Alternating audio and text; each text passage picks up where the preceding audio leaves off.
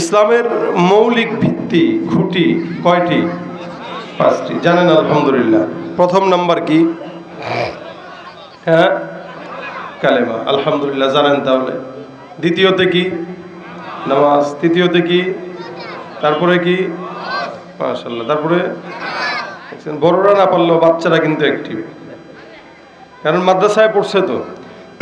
আর মাদ্রাসার একটা ছাত্রকে আপনি যে কোনো বিষয় জিজ্ঞাসা করবেন, মক্তবে পড়লেও আলহামদুলিল্লাহ জবাব দিতে পারবে। এটা হলো দ্বীনি শিক্ষার একটা গুরুত্ব। কি বলেন আপনারা? ইসলামের মৌলিক ভিত্তি 5টি, খুঁটি 5টি। রাসূল সাল্লাল্লাহু আলাইহি ওয়াসাল্লাম বলেন, বুনিয়াল ইসলামু আলা খামসিন শাহাদাতি আল্লা ইলাহা ইল্লাল্লাহ ওয়া আন্না মুহাম্মাদুর রাসূলুল্লাহ। সর্বপ্রথম কালেমা, এরপরে যেটা এটা হলো সালাত, ইকামাতিস সালাহ। আল্লাহ পাক রব্বুল আলামিনের হাবিব বলেছেন ইমানের পরে সর্বপ্রথম যেটা এটা সালাত। আল্লাহ পাক বলেন আল্লাযীনা ইউমিনুনা বিল গায়ব ওয়া ইউকিমুনাস সালাত। ইমানদাররা আল্লাহকে বিশ্বাস করবে, ঈমান আনবে না দেখে, এরপরে সালাত প্রতিষ্ঠা করবে।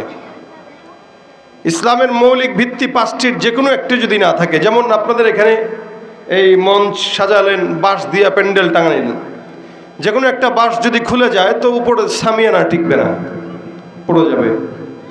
ঠিক তেমনইভাবে 5টি খুঁটির যে কোনো একটি খুঁটি যদি কারো ভিতরে না থাকে, তারও ইসলাম নামক যে ছাদ আছে ওটা বেশি দিন টিকবে না। কথা কি বুঝাইতে পারলাম? মৌলিক 5টার যে কোনো একটা যদি না থাকে তাহলে তার ঈমান শেষ। এই টাইপের মানুষগুলাই তো দুর্নীতি করে আর কোটি কোটি টাকা পাচার করে পাঠায় দেয়। ভিত্তি নাই, ঠিক নাই, যার কারণে ইসলামও ঠিক নাই। ভিত্তি ঠিক তো সব ঠিক। এজন্য সর্বপ্রথম ভিত্তি লা ইলাহা। এটা আমিও পড়ি, আপনারাও পড়েন। কি বলেন? এটা ছাড়া মুসলমান হওয়া যায়? সম্ভব? যার কালেমা নাই তার তো ইমানই নাই, আর যার নামাজ নাই তারও কি নাই? ইমান নাই। কালেমার সাথে নামাজের সম্পর্ক।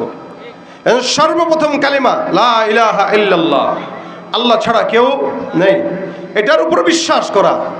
আল্লাযীনা ইউমিনুনা বিল গায়ব, অদৃশ্যের প্রতি বিশ্বাস করা। আল্লাহ যে আছে দেখা যায়, দেখেন আপনারা? দেখে না, কেউ দেখে না, না আমি না আপনারা। তো হ্যাঁ, ইনশাআল্লাহ মরণের পরে জান্নাতে যেয়ে আল্লাহকে দেখব। কথা বলে না? কোথায় যায় দেখবো? জান্নাতে ইনশাআল্লাহ। আল্লাহ যদি জান্নাত দেয়, দিবেন তো অবশ্যই, কারণ আমরা মুমিন দাবি করি, ইমানদার। আর জান্নাত ইমানদারদের জন্যই বানানো, কোনো মুশরিকদের জন্য জান্নাত না। উইদ্দাত লিল মুত্তাকিন। যে জান্নাতে যদি আল্লাহ নেয়, ইনশাআল্লাহ আল্লাহকে দেখব। তবে দুনিয়াতে দেখা সম্ভব না। না আমি না আপনারা। মুসা নবী দেখতে পারে নাই, আল্লাহ দেখা দাও না, আল্লাহ কয় লান তারানি, দেখা কখনো সম্ভব না। এ না দেখে বিশ্বাস করা, এটা ঈমান। এই ঈমানের পরে সাহাবা আজমাইন যদি রাসূলকে জিজ্ঞাসা করতেন, ইয়া রাসূলুল্লাহ ঈমান তো আনলাম, এখন কি করব? তো রাসূল সাল্লাল্লাহু আলাইহি ওয়াসাল্লাম বলতেন, যাও নামাজ আদায় করো, নামাজ প্রতিষ্ঠা করো, নামাজ পড়ো।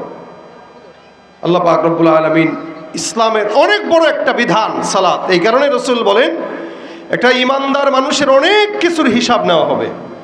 জান, মাল, টাকা, সম্পদ, ক্ষমতা, লেনদেন, মুআমালা, মুআশারা, ইবাদত, সব কিছুর হিসাব নেওয়া হবে, তবে পরে। আর নামাজের হিসাব নেওয়া হবে সবার আগে। এজন্য রাসূল বলেন আউয়ালু মা ইউহাসাবু বিহিল আবদু ইয়াউমাল কিয়ামাতিস সালাত। কিয়ামতের ময়দানে আল্লাহ পাক সর্বপ্রথম বান্দার নামাজের হিসাব গ্রহণ করবেন। এজন্য আল্লাহ বলেন উতলু মা উহিয়া ইলাইকা মিনাল কিতাব ওয়া আকিমিস সালাহ। আকিমিস সালাহ, রাসূলকে আল্লাহ বলতেছেন তুমি সালাত প্রতিষ্ঠা করো, প্রতিষ্ঠা করো। কেন? ইন্নাস সালাতা তানহা আনিল ফাহশাই ওয়াল মুনকার। নামাজ এমন একটা ইবাদত যেটা মানুষের ফাহশা, মুনকার, ইচ্ছাকৃত, অনিচ্ছাকৃত যাবতীয় গুনাহ থেকে নামাজ থেকে হেফাজত রাখে। সুবহানাল্লাহ, আস্তে কইলেন। অন্য কোনো ইবাদত নাই যে ইবাদত বান্দার সব গুনাহ থেকে হেফাজত করে। শুধু সালাত এমন একটা ইবাদত যে ইবাদত বান্দার যাবতীয় গুনাহ থেকে বান্দাকে বাঁচায়। আমাদের দেশে কিন্তু আল্লাহ পাকের এই কালামের বিপরীত কথা আমরা দেখতে পাই। নামাজ আদায়ও করে, আবার মসজিদ থেকে বের হয়ে পারে না, এই টুপিটা মাথায় দিয়ে সিগারেটও খায়। আছে কিনা আপনাদের এলাকায়? নামাজও পড়ে, ঘুষের টাকা টেবিলের নিচ দিয়েও খায়। নামাজও পড়ে সুদের টাকা ছাড়া বিল্ডিংই করে না, নামাজ পড়ে ঘুষের টাকা তো খায় খায়, সুন্নত মোতাবেক গুনা গুনা খায়। আপনারা কয়দিন আগে একটা সংবাদ দেখেছিলেন কিনা জানি না, একটা ভাইরাল হয়েছে ভিডিও, ঘুষ খাইতেছে তো বলতেছে ভাই টাকা তো দিছি দেন, গয়না নেই, গয়না নেওয়া সুন্নত। ঘুষের টাকা খায় কি গয়া সুন্নত মনে করে, এরাও নামাজ আদায় করে কিন্তু ঘুষ খায় সুন্নত। কত বড় ইমানদার ঘুষখোর হইলে ঘুষের টাকাও সুন্নত ছাড়া খায় না। এ বলেন কেউ যদি আপনারা মনে করেন বিসমিল্লাহ বইলা মদ খান জায়েজ হবে? হ্যাঁ, বিসমিল্লাহ বইলা জেনা করলে জায়েজ হবে? তো যারা আল্লাহর নাম নিয়ে হারাম কাজ করে ওরা গুনাহ তো করলো ডাবল গুনাহ করলো, ঠিক কিনা জোরে কর। আর যে নামাজই পড়ে না তার তো ইমানদারের খাতায় নাম নেই। দেখেন, নামাজ পড়ে গুনাহ করে, নামাজ পড়ে জেনা করে, নামাজ পড়ে সুদের টাকা ঘুষের টাকা খায়। সারা বছর আমাদের দেশের মসজিদগুলোতে ফজরের নামাজে যদি আপনি নজর দেন দেখবেন এই দেশে মনে হয় সব নাস্তিক, আর জুমার নামাজে নজর দিলে মনে হয় দেশের সব ইমানদার ভরা। কেন? জুমার নামাজে 5 তলা বিল্ডিং পর্যন্ত মসজিদ ভরপুর, আর ফজরের নামাজে 5 জন মুসল্লিকে আজান দিয়া পাওয়া যায় না। তার মানে আমাদের দেশে আল্লাহ পাক শুধুমাত্র জুমার নামাজের জন্যই আমাদেরকে পাঠাইছেন। কি বলেন? জুমার জন্য। নামাজ কি 1 ওয়াক্ত ফরজ না 5 ওয়াক্ত? কয় ওয়াক্ত? যারা নামাজ পড়ে না তারা ইমানদার না বেঈমান? জোরে বলেন, যারা নামাজ পড়ে না তারা ইমানদার না বেঈমান? তুমি রমজান এলে রাখো না রোজা, দিনকে করো আঘাত, পয়সা কড়ির নেই তো অভাব, দাও না তো যাকাত। তুমি রমজান এলে রাখো না রোজা, দিনকে করো আঘাত, পয়সা কড়ির নেই তো অভাব, দাও না তো যাকাত। তুমি ইমানদারির বড়াই করো, নেই তোমার ইমান, তুমি ইমানদারির বড়াই করো, নেই তোমার ইমান। তুমি কেমন মুসলমান, কেমন মুসলমান, তুমি কেমন মুসলমান? নামাজের সাথে নাই পরিচয়, মানো না কোরআন, নামাজের সাথে নাই পরিচয়, মানো না কোরআন। তুমি কেমন মুসলমান, কেমন মুসলমান? তুমি নবীর উম্মত দাবি করো, সুন্নাহ মানো না, নবীর অপমানে তোমার হৃদয় কাঁদে না। তুমি নবীর উম্মত দাবি করো, সুন্নাহ মানো না, নবীর অপমানে তোমার হৃদয় কাঁদে না। তুমি বিজাতীয় সংস্কৃতিতে সপেছ পরাণ, তুমি বিজাতীয় সংস্কৃতিতে সপেছ পরাণ। তুমি কেমন মুসলমান, কেমন মুসলমান? তুমি কেমন, তুমি কেমন মুসলমান? না খৌফে খুদা দিল মে है ना गैरत ईमान, कैसे मुसलमान है तुम, कैसे मुसलमान? ঠিক কিনা? মুসলমান দাবি করে নামাজ নাই, আসলে মুসলমান না ভণ্ড? পীরের দরবারে গেছে পীর মুরিদ হওয়ার জন্য, আর পীরেরই নাকি নামাজ জাগে না, তো মুরিদ পড়বে কোথায়? অথচ আল্লাহ রাসূল সাল্লাল্লাহু আলাইহি ওয়াসাল্লাম জিন্দেগীর শেষ মুহূর্ত পর্যন্ত একটা শব্দ বলেছেন, আসসালাহ আসসালাহ ওয়া মা মালাকাত আইমানুকুম। নামাজের কথা আল্লাহর হাবিব এত গুরুত্বের সাথে দেখেছেন, এই নামাজের জন্য তায়েফের ময়দানে মার খেয়েছেন, নামাজ প্রতিষ্ঠার জন্য রাসূল কষ্ট করেছেন। আর সেই নামাজ আমরা ইবাদতই মনে করি না, মনে করি ধুত পড়ব 50 বছর হোক। অথচ নামাজ একটা মানুষের 7 বছর হওয়ার সাথে সাথে রাসূল বলেন ওর নামাজের জন্য তাকে উদ্বুদ্ধ করো। 10-11 বছর হয়ে গেছে, এখন নামাজ গুরুত্বের সাথে পড়ার জন্য ওকে বাধ্য করো, যদি নামাজ না পড়ে প্রহার করো। এটা ইসলামের 2 নম্বর বিধান, ঈমানের পরে সর্বোচ্চ যেটার গুরুত্ব আল্লাহ পাক রেখেছে। এই জন্য আল্লাহ পাক বলেন জায়গায় জায়গায় জায়গায় জায়গায় আকিমিস সালাহ ইউকিমুনাস সালাহ ওয়া আকিমুস সালাহ ওয়া আকিমিস সালাহ। এক এক জায়গায় আল্লাহ পাক রব্বুল আলামিন এক এক রকম ভাবে সালাত প্রতিষ্ঠার কথা বললেন। এক জায়গাতেও আল্লাহ পাক সালাত আদায়ের কথা বলেন নাই। কোরআনে যত জায়গাতে নামাজের কথা বললেন সব জায়গাতে আল্লাহ পাক রব্বুল আলামিন সালাত আদায় নয় প্রতিষ্ঠার কথা আমার আল্লাহ পাক বললেন। সালাত প্রতিষ্ঠার কথা আল্লাহ পাক রব্বুল আলামিন বললেন। সালাত প্রতিষ্ঠা কত জরুরি, আদায় মানে নিজে পড়লাম, সন্তান পড়লো কি পড়লো না সেই ব্যাপারে আমার কোনো মাথায় ব্যথা নাই। আর প্রতিষ্ঠা মানে আমি পড়বো, সন্তান পড়বে, বাবা পড়বে, মা পড়বে। বাংলাদেশে নামাজ যদি প্রতিষ্ঠা থাকতো, এদেশের সংসদ থেকে শুরু করে যত জায়গা আছে প্রত্যেকটা জায়গাতেই সালাত আদায়ের সময়, আজান দেওয়ার সময় সব কার্যক্রম বন্ধ করে সালাতে দাঁড়ায় যেত। আমাদের দেশে সালাত প্রতিষ্ঠা নাই, নামাজ আদায় হয়, যার কারণে ঘরে বাবা নামাজ আদায় করে ফজরের সময়, সন্তান ঘুমায়, সন্তান নামাজ পড়ে না, বিবিও নামাজ পড়ে না, নিজে নামাজ পড়ে কোনো মতে জিকির আর তাসবিহ আদায় করে। আল্লাহ পাক রব্বুল আলামিনের এই বান্দা আল্লাহর দরবারে জবাবদিহিতা করা লাগবে সন্তান নামাজ না পড়ার কারণে। কারণ আল্লাহ পাক সব জায়গাতে সালাত প্রতিষ্ঠার কথা বললেন। এই জীবনে বান্দা যত গুনাহ করে না কেন, প্রত্যেকটা গুনাহ থেকে একমাত্র হেফাজতের জন্য সর্বোত্তম আমল হইল সালাত। এই নামাজটা আল্লাহ পাক রব্বুল আলামিন এত দামি বানাইছেন, যার কারণে আল্লাহ পাক বলেন বান্দা যত নামাজের মাধ্যমে সিজদা দিবা আল্লাহর নিকটবর্তী হবা, সিজদার মাধ্যমে আল্লাহ পাকের নিকটবর্তী হওয়া যায়। যার কারণে আল্লাহ পাক রব্বুল আলামিন বলেন উসজুদ ওয়াকতারিব, বান্দা সিজদা দাও আর আল্লাহর নিকটবর্তী হয়ে যাও। একজন ইমানদার বান্দা যত বেশি সিজদা দিবে তত বেশি আল্লাহর দরবারে ওই বান্দার নিকটতম সম্পর্ক হয়ে যাবে। ভাইরা আমার, আল্লাহর রাসূল নামাজ পড়তেন, সাহাবা আজমাইন নামাজ আদায় করতেন। আমিও আপনিও নামাজ আদায় করি। তাদের নামাজ আর আমাদের নামাজের ভিতরে আসমান জমিন তফাৎ। তারাও নামাজ আদায় করতো, তাদের নামাজ তাদেরকে আল্লাহর জান্নাত পর্যন্ত নিত। আপনি আমি নামাজ আদায় করি, আপনার আমার নামাজ আমাদেরকে গুনাহ থেকেও বাঁচায় না। রাসূল সাল্লাল্লাহু আলাইহি ওয়াসাল্লাম নামাজ আদায় করতেন। যখন নামাজটা আল্লাহ পাক রব্বুল আলামিন আমাদের উপরে ফরজ করলেন, এটা 50 ওয়াক্ত আল্লাহ পাক রব্বুল আলামিন ফরজ করলেন। আল্লাহর নবী মুসা পয়গম্বর আমার পয়গম্বরকে ডাক দিয়া কয়, ইয়া রাসূলুল্লাহ, আপনার উম্মত এত দুর্বল, যার কারণে 50 ওয়াক্ত নামাজ কঠিন গেল আপনার উম্মত আদায় করতে পারবে না।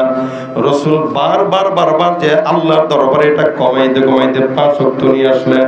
আল্লাহর নবী মুসা ডাক দিয়া কয়, ইয়া রাসূলুল্লাহ, আপনি আবারও যান, আরো কমায় নিয়ে আসেন। আমার নবী ডাক দিয়া কয়, মুসা, আল্লাহর কাছে একটা জিনিসের জন্য বারবার যাওয়া আমার কাছে অপছন্দ, তবে হ্যাঁ, আল্লাহ পাক রব্বুল আলামিন বললেন, হে নবী, কোন ঈমানদার বান্দা, কোন আল্লাহর বান্দা যদি 5 ওয়াক্ত নামাজ সুন্দর করে খুশুর সঙ্গে আদায় করে, বান্দা পড়বে 5 ওয়াক্ত, আমি আল্লাহ 50 ওয়াক্ত রাকাতের সওয়াব বান্দার আমলনামায় দিব। আমার আল্লাহ পাক রব্বুল আলামিন নামাজীদের সফলতার কথা বলে দিয়েছেন, কদ আফলাহাল মুমিনুন ওয়াল্লাযীনা হুম ফি সালাতিহিম খাশিউন। আল্লাহ পাক ডাক দিয়া কয়, ঈমানদার যারা সফল, ওই বান্দারা সফল যারা নামাজের ভিতরে যত্নবান, নামাজের ভিতরে খুশু রাখে, নামাজের ভিতরে আল্লাহকে ভয় করে, নামাজ যারা সুন্দর করে পুঙ্খানো আদায় করে। একটা নামাজ এত বড় গুরুত্ব বহন করে, বলে আল্লাহর বান্দা যখন নামাজে দাঁড়ায়, ওই বান্দা সরাসরি আল্লাহর সঙ্গে নামাজের মাধ্যমে কথা বলে। আমরা কি আল্লাহর সাথে এমনি কথা বলতে পারি? হ্যাঁ, মুসা নবী আল্লাহর সাথে কথা বলতেন। এই কারণে ওনার একটা লকব ছিল কালিমুল্লাহ। কি? ওয়া কাল্লামাল্লাহু মুসা তাকলিমা। আল্লাহর নবী মুসা পয়গম্বরের লকব কালিমুল্লাহ, যার কারণে বেশি কথা বলতেন। যখন মন চাইতো তখন নয়, নির্দিষ্ট সময় নির্দিষ্ট জায়গায় আল্লাহ পাক রব্বুল আলামিনের সঙ্গে কথা বলতে যায় মুসা আর আল্লাহর মাঝখানে পর্দা থাকতো হাজার। আমার আল্লাহ ডাক দিয়া কয়, মুসা, তোমার সঙ্গে আমি আল্লাহ পাক রব্বুল আলামিন কথা বলি, তবে যখন সময় হয় তখন। তুমি কি জানো এমন একদল উম্মত আমি পাঠাবো, যেই সমস্ত উম্মতরা আখিরি জামানায় আসবে, ওরা যখন মন চাবে আমি আল্লাহর সঙ্গে ওরা সরাসরি কথা বলতে পারবে। মুসা ডাক দিয়া কয়, আল্লাহ, ওই সমস্ত উম্মতরা কারা? আমার আল্লাহ ডাক দেয়া কয় মুসা আখির নবী মুহাম্মদুর রাসূলুল্লাহ সাল্লাল্লাহু আলাইহি ওয়াসাল্লামের উম্মত। ওরা যখন নামাজের মধ্যে দাঁড়াবে, ফজর যোহর আসর মাগরিব এশা নামাজের ভিতরে দাঁড়ায় দাঁড়ায় যখন বলবে আলহামদুলিল্লাহ রাব্বিল আলামিন, আমার আল্লাহ ডাক দেয়া কয় আমি আল্লাহ পাক আমার বান্দার নামাজের কোরআন তেলাওয়াতের জবাবে সুন্দর করে ডাক দেয়া বলবো হামিদানি রব্বি। বান্দা একটা একটা করে আয়াত তেলাওয়াত করবে, আর আমি আল্লাহ বান্দার নামাজে আয়াতের বিনিময়ে জবাব দিয়া দিয়া বান্দার সঙ্গে সরাসরি কথা বলে যুক্ত হয়ে যাব। আল্লাহর সঙ্গে বান্দা কথা বলে সরাসরি। কোথায় বলে? নামাজের সময়। মাঝখানে কোনো পর্দা নাই। বান্দা যতবার নামাজ পড়বে, যতক্ষণ নামাজ পড়বে, ততক্ষণ জবানে কার সঙ্গে কথা বলবে? এ মুসলমান, নামাজ এমন একটা ইবাদত, যে ইবাদত বান্দাকে আল্লাহর সঙ্গে সম্পর্ক করে দেয়। যে ইবাদত এমন একটা ইবাদত যেটা করার জন্য বান্দা যখন ওযু করে, নবী বলেন এই ওযু করার সময় বান্দা যখন সুন্দর করে কুলি করে, বান্দা যখন নাকের মধ্যে পানি দেয়, বান্দা যখন মুখ ধৌত করে, আল্লাহর হাবিব সাল্লাল্লাহু আলাইহি ওয়াসাল্লাম বর্ণনা করেন একটা ঈমানদার বান্দা নামাজের জন্য যখন সুন্দর করে ওযু করে, আমার আল্লাহ বান্দার ওযুর অঙ্গ প্রত্যঙ্গ ধোয়ার মাধ্যমে সমস্ত শরীরের অঙ্গ প্রত্যঙ্গের গুনাহগুলো ওযুর পানি দিয়ে ধৌত করে দেয়। ইমাম আযম আবু হানিফা এটা দেখতেন নিজের চোখে। একবার এক লোক আসছে, আয়েশা ওযু করতেছে উনার সামনে, তো উনি বলতেছেন এই তুমি চুরি করে আসছো নাকি? বলে আল্লাহ হাওলা, হুজুর কি বলেন? আমার কাছে মিথ্যা লুকায় না, সত্য লুকায় না। আমি তোমার হাতের পানি যে ঝরে গেছে, এই ঝরে যাওয়া পানিতে চুরির গুনাহ ঝরে দিতে দেখছি। চুরি, নবী বলেন কেউ যদি মুখ ধৌত করে তো মুখের দ্বারা যত গুনাহ ছিল ওই গুনাহগুলো আল্লাহ পাক ঝরায় দেয়। কুলি করলো তো মুখ দিয়ে কাউকে গালি দিল, গীবত করলো, ওই গুনাহ ঝরায় দেয়। নাক ধুইলো তো নাক দিয়ে যদি কোনো খারাপ জিনিসের ঘ্রাণ নেয় ওইটা ঝরায় দেয়। চোখ দিয়া গুনাহ করলো তো চোখের গুনাহকেও ঝরায় দেয়।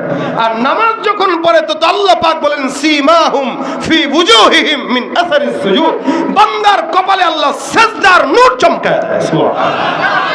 নামাজ কত বড় ইবাদত, আমরা যদি জানতাম তো নামাজ তরক করতে পারতাম। নামাজ কত বড় ইবাদত যদি জানতাম তাহলে 24 ঘন্টা নামাজের ভিতরে ঢুকতাম কেন? এটার মাধ্যমে আল্লাহর সঙ্গে কথা বলা হয়। ভাইরা আমার, এই কারণে আল্লাহর নবী ডাক দিয়া কয় যদি কোনো ইমানদার বান্দা সুন্দর করে ওযু করে, বান্দার ওযুর পানি দিয়া গুনাহ ঝরে যায়। আর যখন বান্দা নামাজের মধ্যে দাঁড়ায় তখন আল্লাহ পাক রব্বুল আলামিনের সঙ্গে বান্দা নামাজের মাধ্যমে সরাসরি কথা বলে। এইটা আল্লাহ পাক রব্বুল আলামিন কোন নবীকে দেন নাই, কোন নবীর উম্মতকেও দেন নাই। শুধুমাত্র আপনার মতো আমার মতো আখিরি নবী পয়গম্বর মুহাম্মদুর রাসূলুল্লাহ সাল্লাল্লাহু আলাইহি ওয়াসাল্লামের উম্মতকে আল্লাহ পাক এই নিয়ামত দান করলেন। রাসূল করিম সাল্লাল্লাহু আলাইহি ওয়াসাল্লাম নামাজ আদায় করতেন। একদিন পয়গম্বর নামাজ আদায় করলেন, সাহাবা আজমাইন পেছনে নামাজে দাঁড়ায় দাঁড়ায় নবী কেমনে নামাজ পড়তেন সেটা সুন্দর করে আর চোখে চোখে রাসূলের দিকে তাকায় তাকায় দেখতেন। সাহাবা আজমাইনদের সেটাও ছিল ইবাদত। নামাজ আদায় করলেন, নামাজের পর পয়গম্বরের আদত ছিল সাহাবা আজমাইনদের দিকে ফিরে বসতেন। সাহাবা একরামের কোনো প্রশ্ন থাকলে নবীর সঙ্গে বলতেন। নবী যদি কোনো স্বপ্ন দেখতেন সাহাবা আজমাইনদের সঙ্গে সুন্দর করে একটা মুযাকারা করতেন। নামাজের মধ্যে সাহাবা আজমাইন রাসূলের দিকে তাকায় থাকতেন। নামাজ পড়া শেষ, রাসূল সাহাবা আজমাইনদের দিকে ফিরে বসলেন। আল্লাহ নবী জিজ্ঞাসা করলেন, এ সাহাবা একরামের দল, তোমরা বলো কারো যদি কোনো প্রশ্ন থাকে আমি পয়গম্বর জবাব দিব, অথবা এমন কোন স্বপ্ন কেউ দেখছো কিনা আমার কাছে বলো।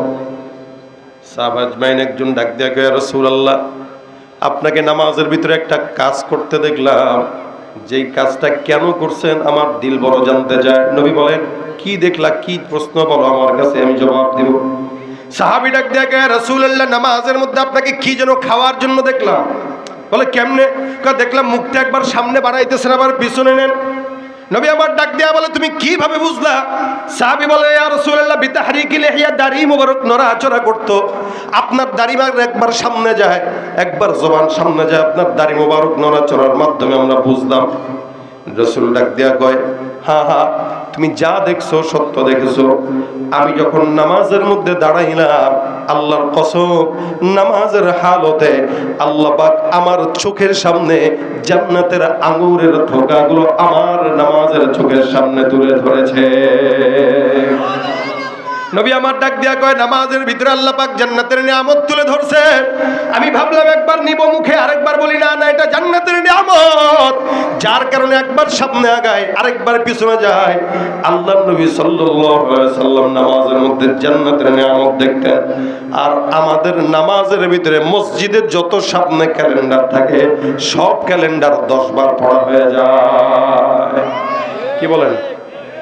এই জন্য আদবের খেলাফ মসজিদে সামনে ক্যালেন্ডার ঝুলানো।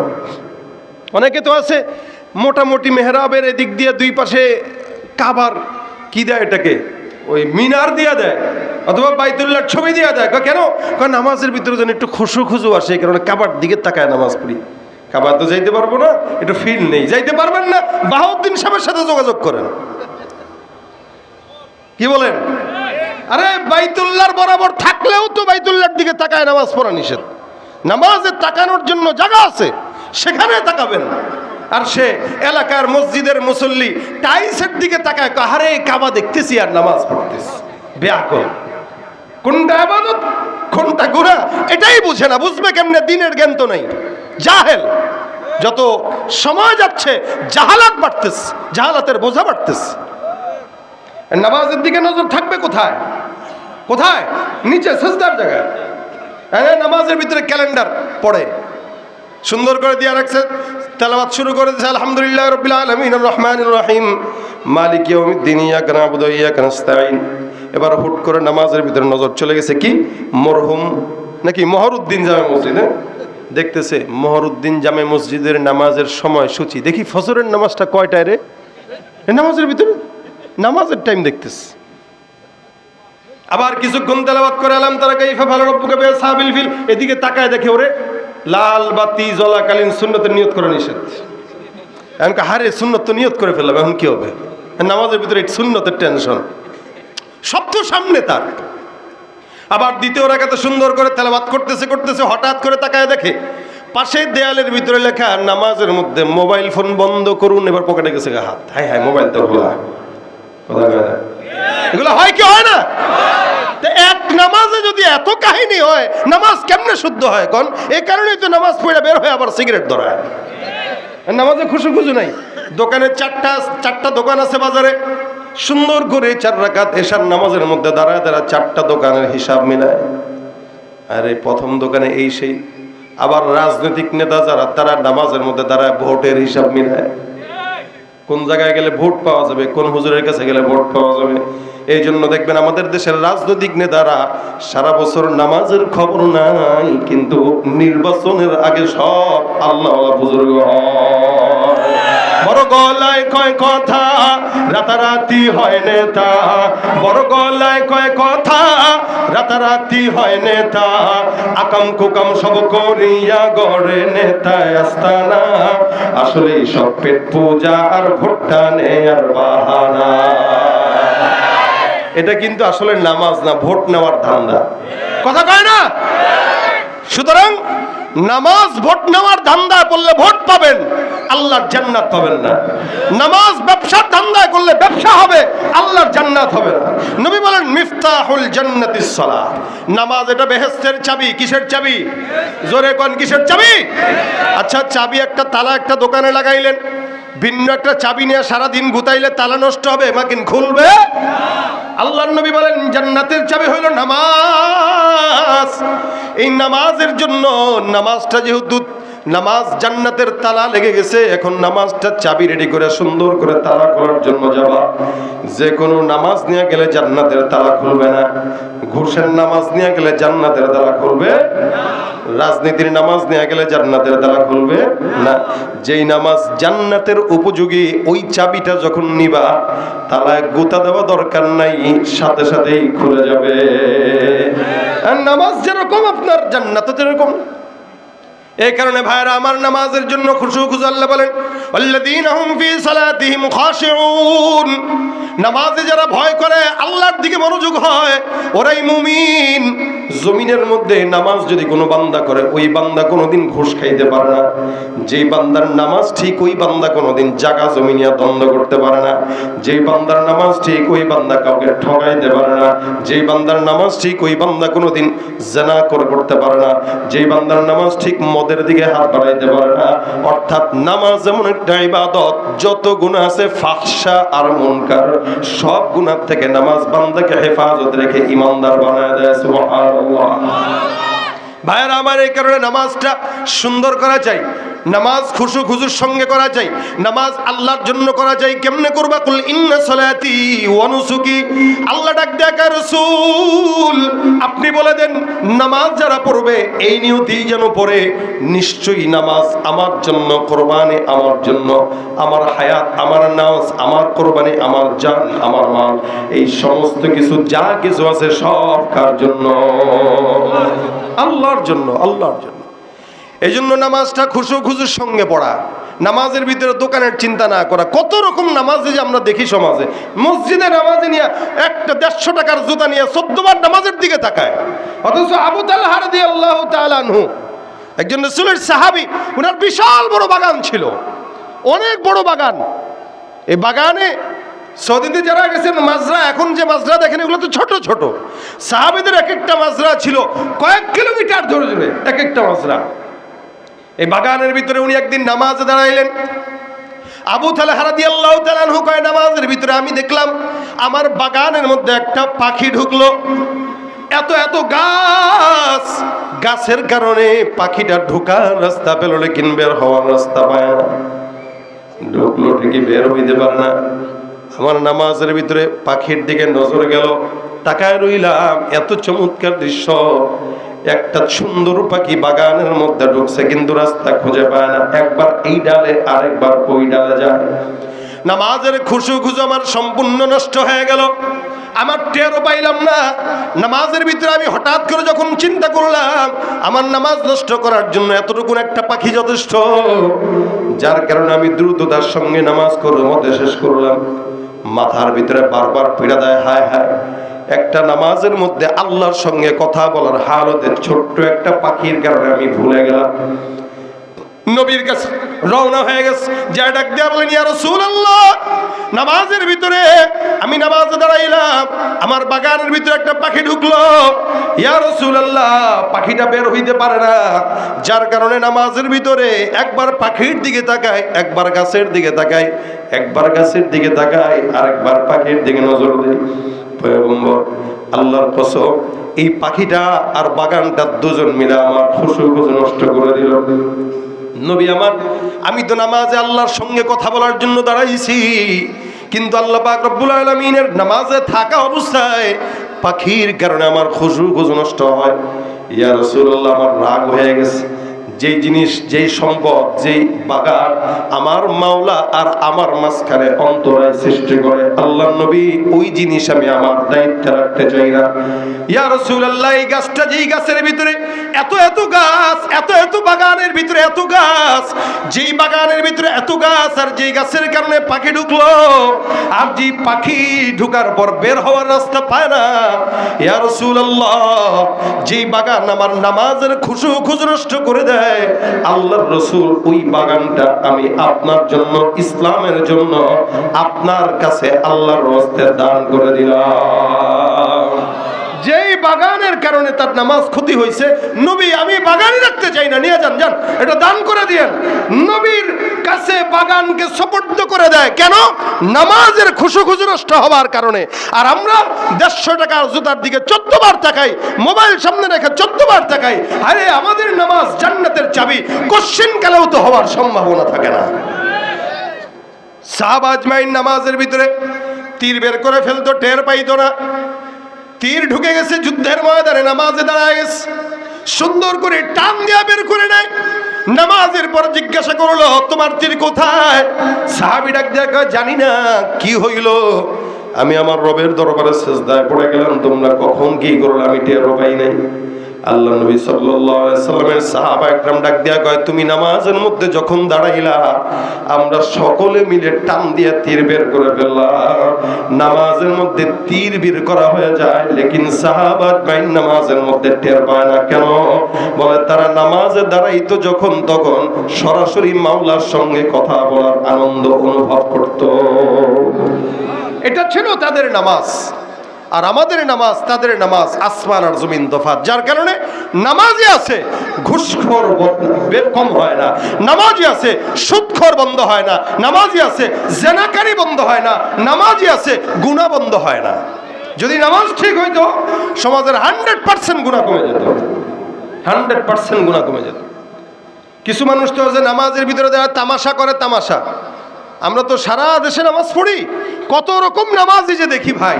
আর মক্কা মদিনা যদি যান তাহলে তো নামাজের কোয়ালিটি আরো দেখবেন। ওযু ছাড়া নামাজ, শুয়ে ঘুমাইতেছে দেদারছে, নাক ডাকতেছে, একামত দিয়ে দিছে, বাস দাঁড়ায় আল্লাহু আকবার, দাঁড়ায় গেছে নামাজের জন্য। এরা মনে করে যে ঘুমাইলে ওযু ভাঙে না, হাওয়া ছাড়লে ওযু ভাঙে না, বাস বাইতুল্লাহ আছে, ওযু কি এর ভাঙা। আবার নামাজের ভিতরে দাঁড়ায় সামনে যদি একটু ডাইনে যদি ফাঁকা থাকে, ডান টান দিয়ে নিয়ে আসে, আমি কাছে আসেন, হাত দিয়ে টান দিয়ে নিয়ে আসে। কত রকম নামাজ। এই নামাজের কোতাহের কারণে আল্লাহ পাক রব্বুল আলামিন আমাদের আমলের কোনো পরিবর্তন করায় না। এই কারণে ভাইরা আমার, নামাজটা কখন পড়া লাগে? বলে যৌবন বয়স। অনেকে মনে করে বৃদ্ধ বয়সে নামাজ আদায় করব, অনেকে মনে করে এটা বৃদ্ধ বয়সে নামাজ আদায় করব। কিন্তু মনে রাখবেন নামাজ যৌবনের জন্য, বৃদ্ধের জন্য না। কেন বলতেছি আবার বুঝেন। বৃদ্ধ বয়সে যারা নামাজ পড়ে এদের নামাজ পরিপূর্ণ হয় না। হয়তো মাজায় ব্যথা, গিরায় ব্যথা, বাতের ব্যথা, উঠতে গেলে বসতে পারে না, বসতে গেলে উঠতে পারে না। এই কারণে বৃদ্ধাকালের নামাজ কোনো মতে হয়। আর যৌবন বয়সের নামাজ এটা এক অজু দিয়া 3 ওয়াক্ত পড়া যায়। আর বৃদ্ধ বয়সে 1 রাকাতের জন্য, 1 নামাজের জন্য 3 বার অজু করা হয়।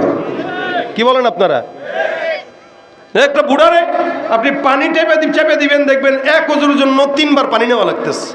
মনে করেন নাতি পানি চেপে দিচ্ছে দাদারে, দাদায় অজু করতেছে, একটু মুখ টুক ধুইল, অজু করতেছে।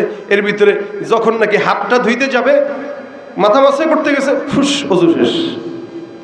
এই নাতি আরেক বদনা পানি দাও। দাদা পানি না মাত্র দিলাম, বুঝছি গেছে গা। আবার অজু করতেছে, যেই পা ধুইতে যাবে না, বসে পা ধুইতে গেছে, পেটে চাপ লাগছে, আবার ফুস। নাতি কয় কি ব্যাপার বুড়া, এত হর্ষ খেয়ে?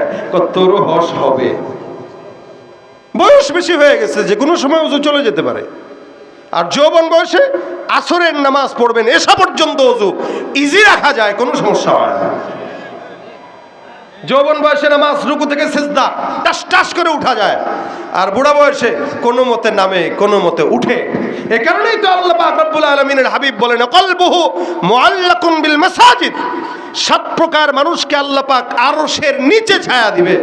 এর ভিতরে 1 প্রকার তারা, যারা তাদের দিলটাকে আল্লাহর ঘর মসজিদের সঙ্গে সম্পর্ক করে দিয়েছে। সুবহানাল্লাহ। মসজিদের সঙ্গে সম্পর্কিত দিল আল্লাহর আরশের নিচে ছায়া পায়। সুবহানাল্লাহ। মসজিদ, এই দেখেন ভাই, নামাজ এমন একটা ইবাদত যেটার সঙ্গে সম্পর্ক যা কিছু আছে সবকিছুর দাম বেশি। যেমন অজু, নামাজের জন্য শর্ত অজু। অজু করবে তো বান্দার অজুর পানি দিয়া গুনাহ মাফ হয়ে যাবে। নামাজ পড়বে তো সিজদার জায়গা নুরানি হয়ে যাবে। নবী আমাদের সিজদার জায়গা দেখে দেখে চিনবে যে এটা আমার উম্মত, এটা আমার উম্মত। আর মসজিদ বলে, মসজিদ যেখানেই থাকবে, আর যে কেউ করে দিবে, যে আজকে আপনারা টাকা দিয়েছেন 1000, 500, 1 লাখ পর্যন্ত, নবী বলেন কেউ যদি আল্লাহর ঘর মসজিদের জন্য একটা ইট পর্যন্ত দেয়, তা আল্লাহ পাক তার জন্য জান্নাতে একটা ঘর বানায় দিয়ে দেবে। মসজিদের সঙ্গে, নামাজের সঙ্গে সম্পর্কিত প্রত্যেকটা জিনিসের দাম বেশি। আল্লাহ পাক কোন নবীর উম্মতকে জমিন সেজদার জায়গা বানায় নাই, আমাদের জন্য মুসাল্লা বানায় দিয়েছে। যেখানেই নামাজ পড়বেন সেখানেই হবে। এরপরেও আমরা নামাজ পড়ি না, এরপরেও নামাজের ভিতরে আলসামি। কোনো মতে সারা রাত মোবাইল টিপে, ফজরের 5-10 মিনিট আগে শয়তান এসে পা টিপে, দোস্ত ঘুমা। আর কত? মাও চিন্তা করে না আমার বাচ্চা ছেলে, কি দরকার, বয়স হোক পড়বে না। বাচ্চা ছেলের বয়স কত? 40। এই বাচ্চা ছেলেরও আরো 3টা বাচ্চা আছে, এখনো সে বাচ্চা। নামাজের বেলা বাচ্চা, দুনিয়ার বেলা না, আমার ছেলে বুঝমান। কি বলে? এই জন্য নামাজ প্রতিষ্ঠার কথা আল্লাহ কেন বলছেন? আকিমিস সালাতা তরফাইন নাহার তরফাইল লাইল ওয়া যুলাফাম মিনান নাহার আকিমিস সালাতা তরফাইন নাহার ওয়া যুলাফাম মিনাল লাইল। আল্লাহ পাক জায়গায় জায়গায় বলছেন। আবার কিছু কিছু নামাজীদের জন্য আল্লাহ পাক ধ্বংসের বদদুয়া করছেন, ফাওয়াইলুল লিল মুসাল্লিন। কেন? আল্লাহ পাক বলেন, ইদা কামু ইলাস সালাতি কামু কুসালা ইউরাউনান নাস ওয়া ইয়াযকুরুনাল্লাহা ইল্লা কালিলা। কিছু নামাজি আছে যাদের জন্য আল্লাহ পাক বদদুয়া করলেন, ধ্বংসের বদদুয়া করলেন। কেন? তারা নামাজের মধ্যে যখন দাঁড়াবে, নামাজের হালতে আলসামিনিয়া নামাজ আদায় করবে। আল্লাহ পাক বলেন, আপনি তাদেরকে দেখবেন তারা আলসামিনিয়া দাঁড়ায়, মানুষকে দেখানোর জন্য নামাজ আদায় করে। ওয়া ইদা কামু ইলাস সালাতি কামু কুসালা, নামাজ পড়ার সময় চুলকানি আর যত কাশি সবগুলো একসঙ্গে একত্রিত হয়। আর যদি তেলাওয়াত একটু লম্বা হয় তাহলে তো সব যক্ষা রোগী পিছনে দাঁড়ায় যায়। রমজান আসতেছে, তারাবির নামাজ যে মসজিদে যত বেশি দ্রুত, ওই মসজিদে মুসল্লি তত বেশি। কি বলেন আপনারা? ঠিক কইতে কষ্ট তো লাগবে, আপনারা তো একই কাতারে। যে মসজিদে যত ধীরে মুসল্লি কম। কারণ আমাদের এলাকার মসজিদের হাফেজ সাহেব বাপরে বাপ, আলহামদুলিল্লাহ পড়া জল্লিন পরে মাঝখানে কি পড়ছে হেও বুঝে না, আমরাও বুঝি না। এটা নামাজ না, এটা ফাজলামি। এটা ফাইজলামি, এটা দেখানোর জন্য নামাজ। এই কারণে অল্প পড়েন, কিন্তু খুশু খুজুর সাথে পড়েন, অল্প পড়েন। এই জন্য ভাইরা আমার, নামাজ শিখতে হয় সাহাবা ইকরামদের থেকে, নবীদের থেকে, যে নবীরা কেমনে পড়ছেন, সাহাবা আজমাইন কিভাবে পড়ছেন, আমরা সবাই পড়ি।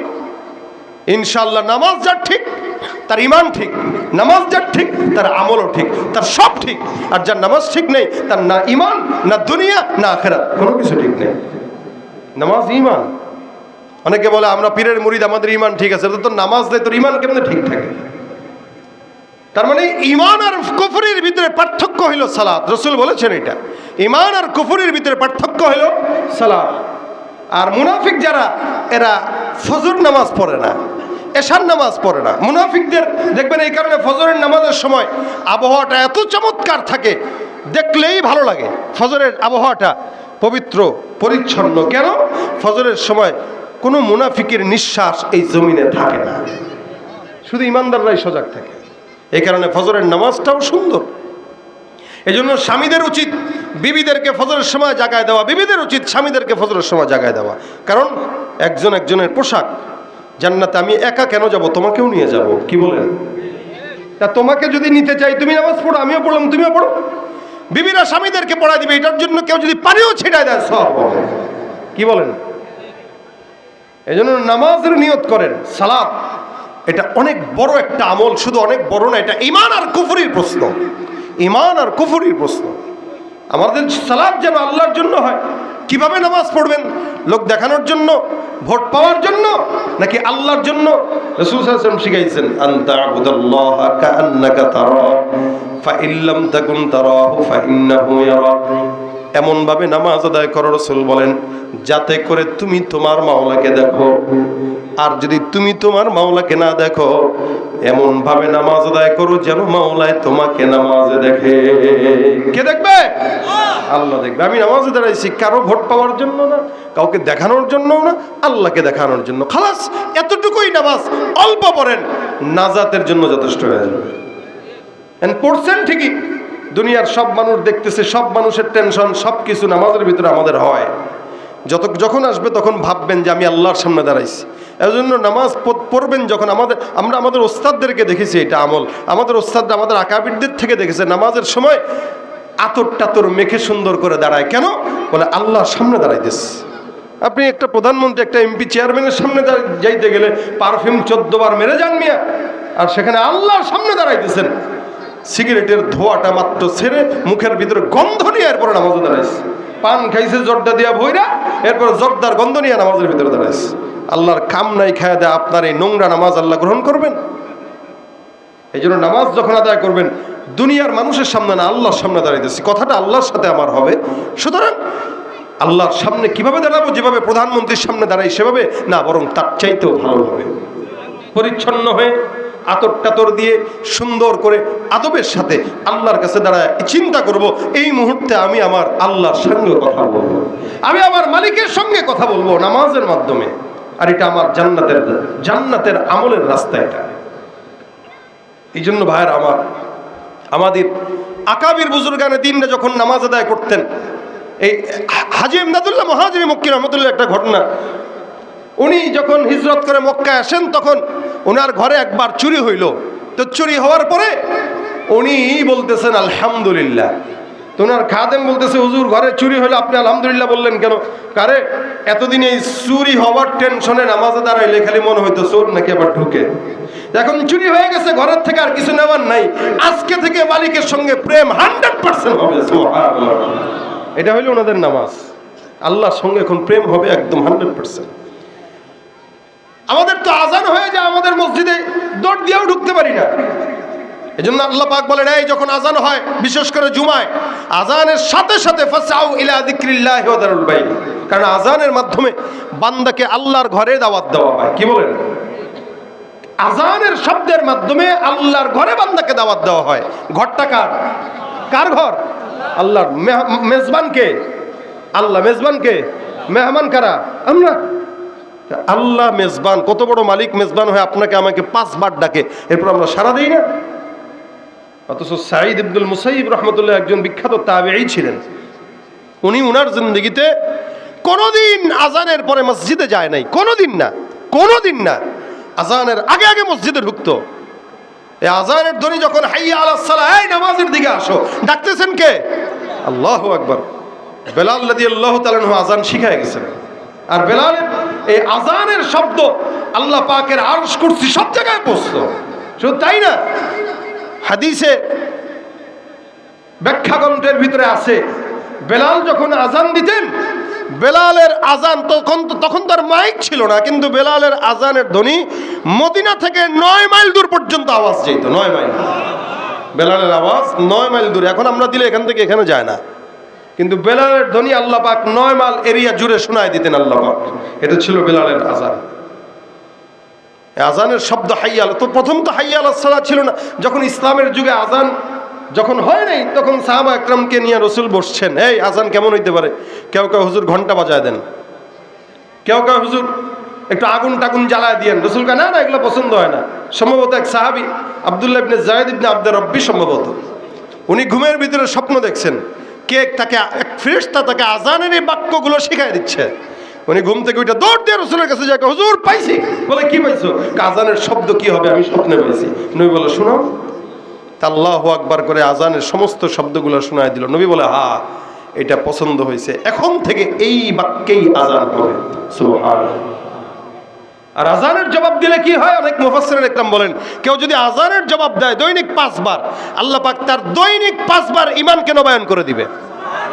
আমরা তো ইমানদার হইছি, কিন্তু ঈমান নবায়ন করি। রাসূল বলেছেন জাদ্দিদু ঈমানাকুম। আল্লাহ বলেন, ইয়া আইয়ুহাল্লাযীনা আমানু আমিনু, হে মুমিন ঈমানদার হও। হে ঈমানদার, তোমরা ঈমানদার, ঈমানকে নবায়ন করো। তো ঈমান নবায়ন করতে গেলে কালেমা পড়া লাগে, শাহাদাত পাঠ করা লাগে। আজানের জবাব দেওয়ার মাধ্যমে দৈনিক 5 বার ঈমান কি হয়? নবায়ন হয়। এই কারণে আজানের জবাব দিবেন ইনশাআল্লাহ। বলেন না ইনশাআল্লাহ। তা আজানের শব্দ, সাঈদ ইবনুল মুসাইয়িবকে কোনোদিন আজানের শব্দ দিয়া মসজিদে ঢুকানো লাগে নাই। উনি আজানের আগে আগে মসজিদে যেতেন। এক লোক প্রশ্ন করলো, হুজুর আজানের আগে আগে আপনি মসজিদে যাওয়ার কারণটা কি জানতে চাই। আজানের আগে আগে কেন যান? সাঈদ ইবনুল মুসাইয়িব রাহমাতুল্লাহ আলাইহি বলেন, শোনো, আল্লাহ পাক আমার মতো একটা নাখান্দা গুনাহগার বান্দাকে ডাকবে, তারপরে আমি যাব।